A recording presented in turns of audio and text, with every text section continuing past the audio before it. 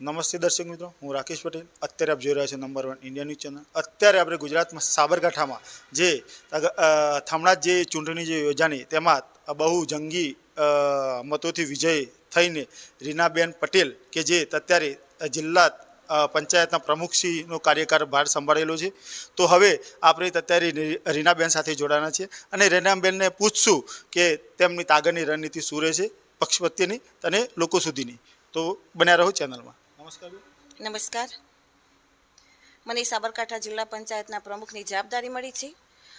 તે બદલ ભારતીય જનતા પાર્ટી અને પ્રદેશ સંગઠન મહોળી મંડળ અને જિલ્લા સંગઠન, તાલુકા સંગઠન અને મારા સાથી મિત્ર સદસ્યશ્રીઓ અને પાયાના સૌ સાથી કાર્યકર્તાઓ, હું હૃદયથી ખૂબ ખૂબ આભાર વ્યક્ત કરું છું.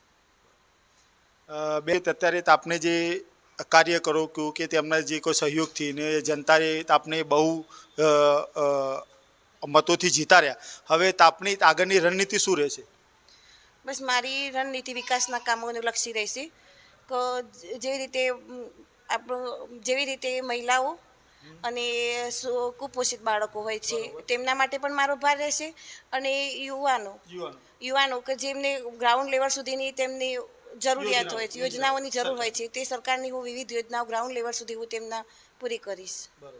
હા, તો બેન તમે બહુ ખૂબ સરસ વાત કરી. હવે મારો આગળનો સવાલ એ છે કે હવે આગળના સમયમાં આપ જે જનતાએ જે આપણે જીતાડ્યા તો એમના માટેનો શું સંદેશ રહેશે આપના તરફથી? જિલ્લાના પ્રજાજનોની એમની યોજનાઓ જેવી કે આરોગ્યલક્ષી, શિક્ષણ, સિંચાઈ અને બાળ વિકાસ